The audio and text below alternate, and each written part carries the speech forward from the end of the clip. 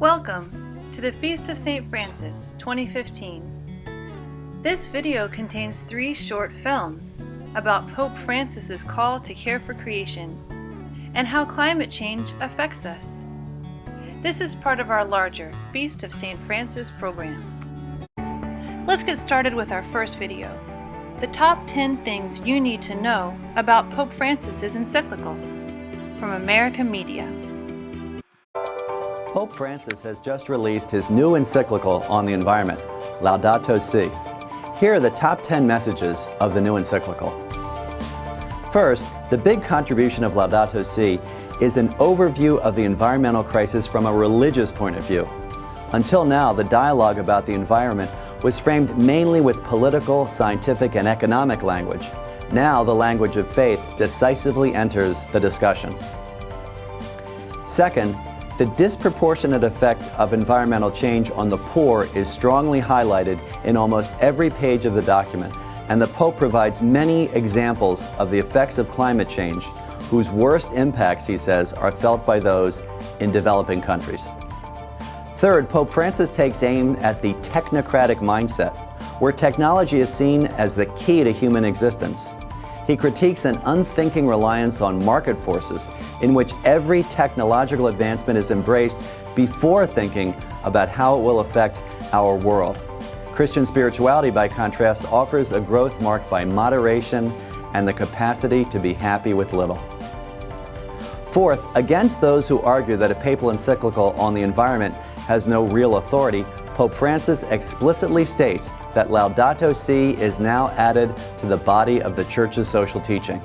It continues reflection on modern-day problems that began with Leo XIII's encyclical Rerum Novarum on capital and labor in 1891. Fifth, discussions about ecology can be grounded in the Bible and church tradition. In Chapter 2, Pope Francis introduces the gospel of creation, in which he leads readers through the call to care for creation that extends as far back as the book of Genesis, when humankind was called to till and keep the earth. But sadly, we have done too much tilling and not enough keeping. Sixth, everything is connected. Laudato Si is a systematic approach to the problem. First, the Pope links all of us to creation. We are part of nature, included in it, and thus in constant interaction with it. But our decisions have an inevitable effect on the environment. A blind pursuit of money that sets aside the interests of the marginalized and poor and the ruination of the planet are connected. Seventh, Pope Francis does not try to prove anything about climate change. Rather, his encyclical accepts the best scientific research available today and builds on it.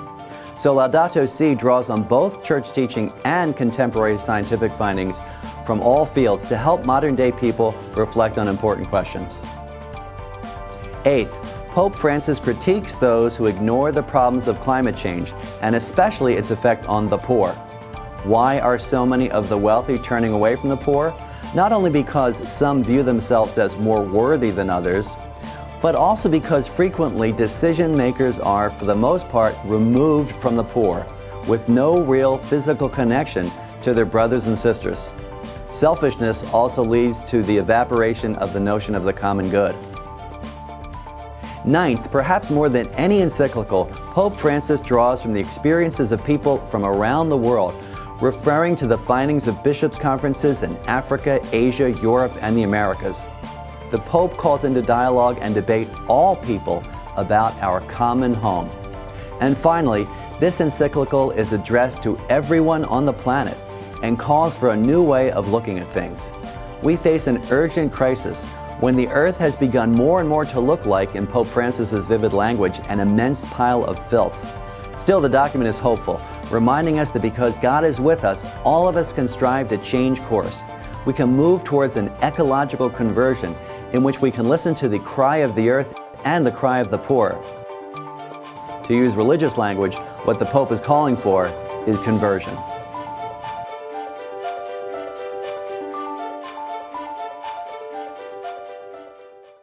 This is the second video on how climate change affects people around the world, from CAFOD, the Catholic Agency for Overseas Development.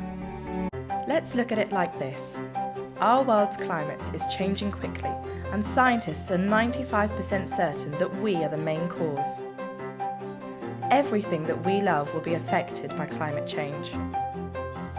In the UK, we may be starting to see some effects of climate change, but the impacts are much more serious for people living in poverty overseas. From typhoons or floods destroying entire communities to unpredictable seasons for farmers, the changes are undoing years of work to stop poverty. Did you know that 44% of the people most vulnerable to climate change already live on less than 77p a day? Martin from Myanmar survived a severe cyclone. He says, "Everything was crushed. It looked like all our houses and roads had never been there." Can you believe that 90% of people who die in natural disasters live in the poorest countries? Veronica from Kenya says, "The river has been drying up, which means uncertainty for the food crops." It's a fact that if the Earth heats up by 2 to 3 degrees over the next 20 years, an extra 200 million people will be at risk of hunger. That's more than 3 times the number of people in the UK. But it's not just about one-off events. Changes to our climate can have devastating knock-on effects, starting chains of events that force many people deeper into poverty. The president for the World Bank says, "If we don't confront climate change, we won't end poverty." But we can do something about it. In 2015 and beyond, confronting climate change is our challenge. Millions of people are committed to stopping it. Let's look at some ways we can tackle it. We can make the move to sustainable energy. It doesn't harm the environment and will last for future generations too. Sustainable energy can reduce poverty overseas by providing power for water systems to grow crops, provide lights in schools so people can study. It can also power fridges so medicines can be stored safely. In the UK, we can play our part by choosing to live a bit more sustainably. Maybe by eating less meat, buying fewer new things, and turning off the power when we don't need it. But we can't do it alone. Let's join all our voices to demand that politicians around the world work together to tackle climate change and make the move to sustainable energy. How can they ignore that? So why do we care? It's all about love. Not a flowers and chocolates love. It's a love that puts its life on the line for its mates. It's a love that never walks by looking the other way. A love that dares to respect God, people, and creation. It doesn't matter how you get involved. It just matters that you do. Together, we do have the power to tackle climate change. So, how do you see the world?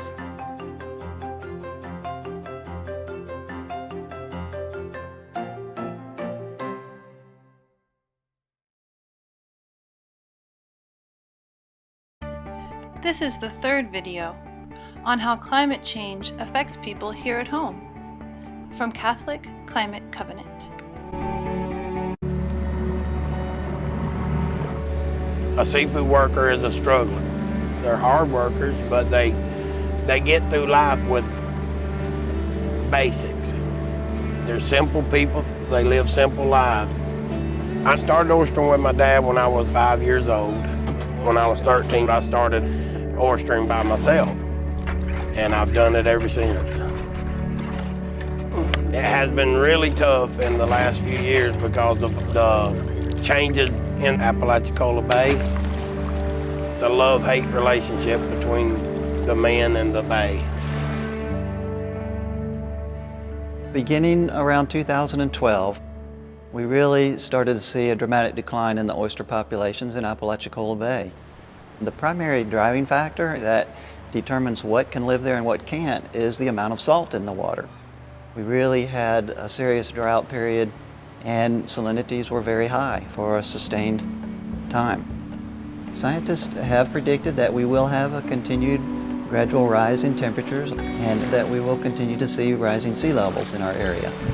Those two factors are going to impact people and the ecology of our estuary systems.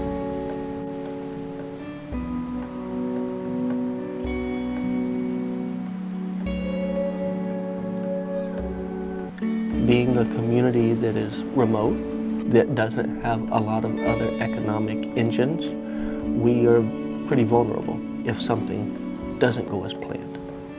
Our seafood industry, our tourism industry, most of that is based on the environment, and there's no place else for people to work.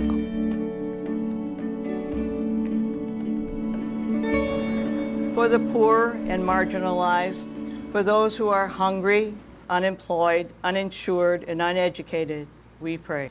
Hear our prayer, O Lord, and have mercy. When the environment changes, it has a great impact on people's lives.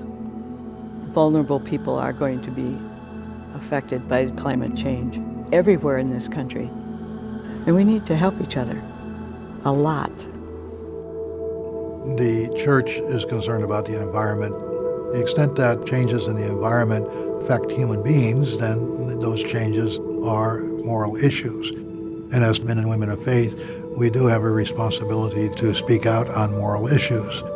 We should be especially concerned of those who are most vulnerable.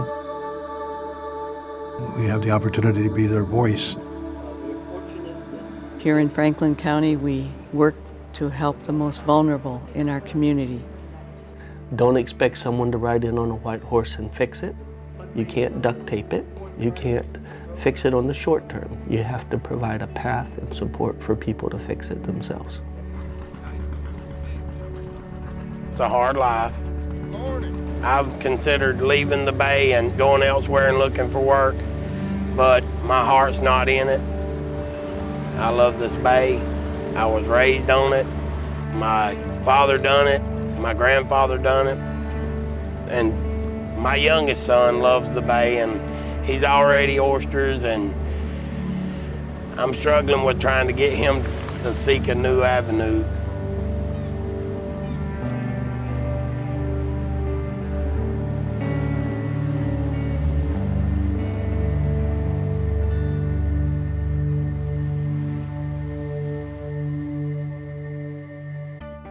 Here are a few discussion questions.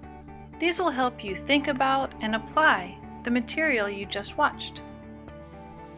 Why did you feel called to come here today? What aspects of the videos we just watched especially resound with you? How does Pope Francis's call to care for creation fit into our faith? What do you think, and why? Let's talk about taking action. What would we need to do as a community to live more justly on God's earth? What specific actions could we take? And who among us could take responsibility for moving this forward? Thank you for participating in the Feast of St. Francis 2015. For more information, please visit us at CatholicClimateCovenant.org.